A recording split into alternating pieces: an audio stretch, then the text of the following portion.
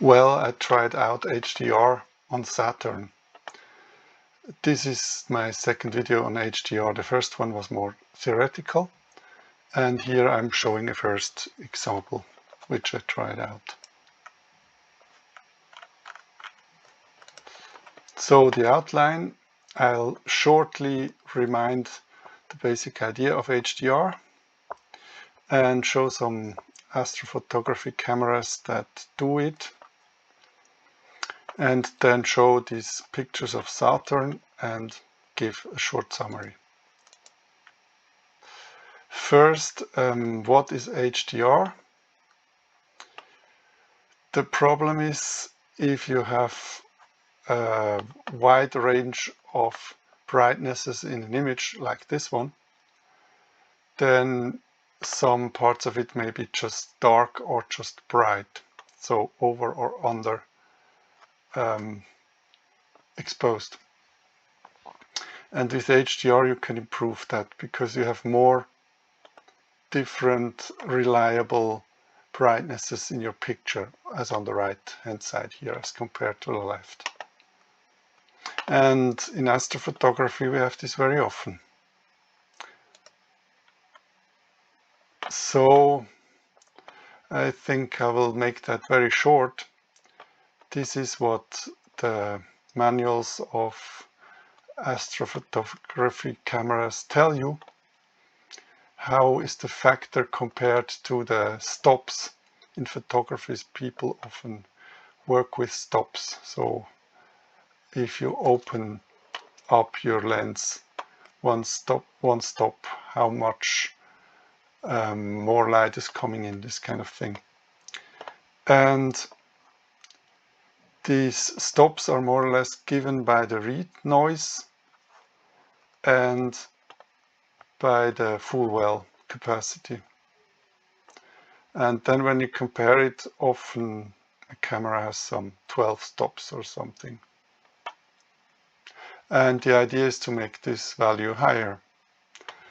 And the chips get better and better, which is good for the read noise. But you don't get a lot under 1 or something. And so the question is, how can we improve the number of stops we have at our disposal for the imaging? There are cameras that work with a special way of HDR, which is they kind of compare low conversion gain and high conversion gain and calculate them together, which can increase the number of stops by 1 or 2. And Touptek does that. I tried out this camera, but I have also this camera, an older version. And the nice thing is, I thought I would have to buy this one new, which is a bit stupid because I have the older version. But then I realized, no, I just need new firmware, and then I can use HDR, which is this special way of HDR that I just explained to you. So it compares high conversion gain and low conversion gain. It kind of uses the advantages of both. And I would like to try it out for both planetary and deep sky objects. So what I did in this video already was with planets. And this I'm gonna show you. This was the first night I tried it with low conversion gain, high conversion gain and HDR. Of course I had to adapt the exposure times, and as you can see here, with low conversion gain you need quite a bit more of exposure than with high conversion gain, and HDR is something in between. I purposely left the analog gain the same to be able to compare.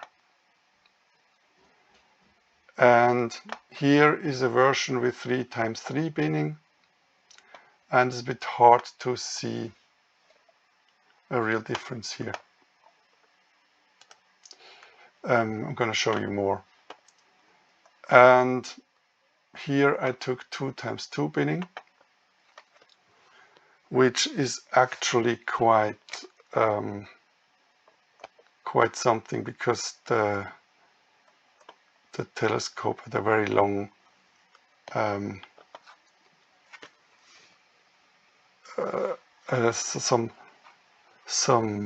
f of some 7 meters or something. So actually the pixels are much too small, so it's oversampled the image. And as you can see here, I mean, in this example, for low conversion gain, the image looks a bit similarly dark, and for high conversion gain, the planet looks much brighter, but not too much contrast in the clouds.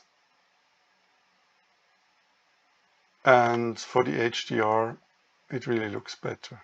The ring is dark and the clouds are bright, which is quite good.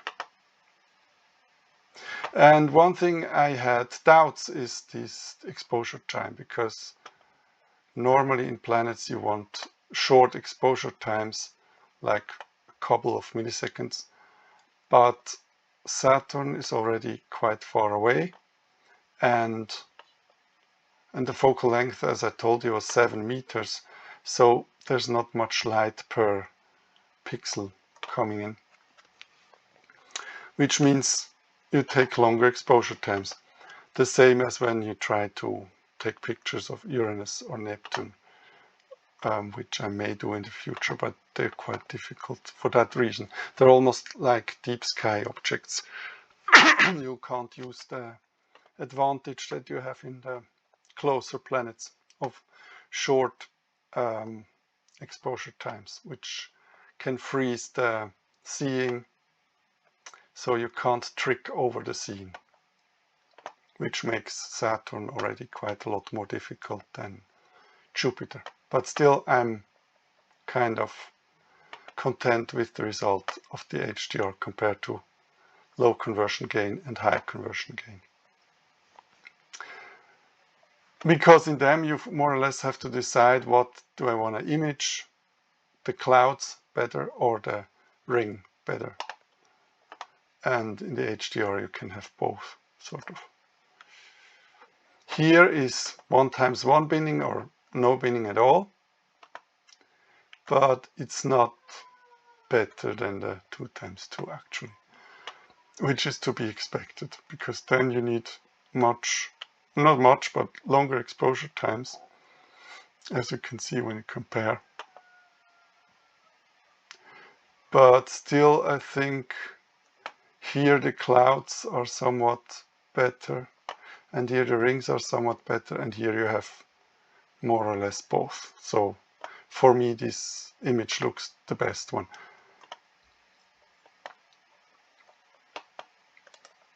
Then I tried again 2 months later, and the reason I did that is the planet was still quite low in the sky back then, and 2 months later it was higher, but the seeing was quite bad in this night. So I tried again, and this time only with 3x3 binning, because of the seeing. And you can see again here with the low conversion gain, the clouds look quite fine, and with the high conversion gain it's rather the ring that looks fine. And for the HDR it's kind of a compromise between the two. Here I think the image is not really better than, for example, the HCG, and this may be due to the seeing. So I think HDR is never worse than HCG, but sometimes it's not better either. And here I stacked the best 250 images, which is of course not too many for a especially bad seeing session for planets. You could have taken more, but I wanted not to fool my laptop too much. Here I also used 16 bits, and in this one I think 8 bits. So what I also tried is to look at the best frames, at the best single frames. And here you can see in the HCG that the planet already looks quite noisy. Again, the ring looks quite well, although when I looked visually, it looked quite a bit better. It looked really impressive. Of course, it was moving, but it looked impressive. But with the pictures, I'm a bit underwhelmed, and this is most likely due to the seeing.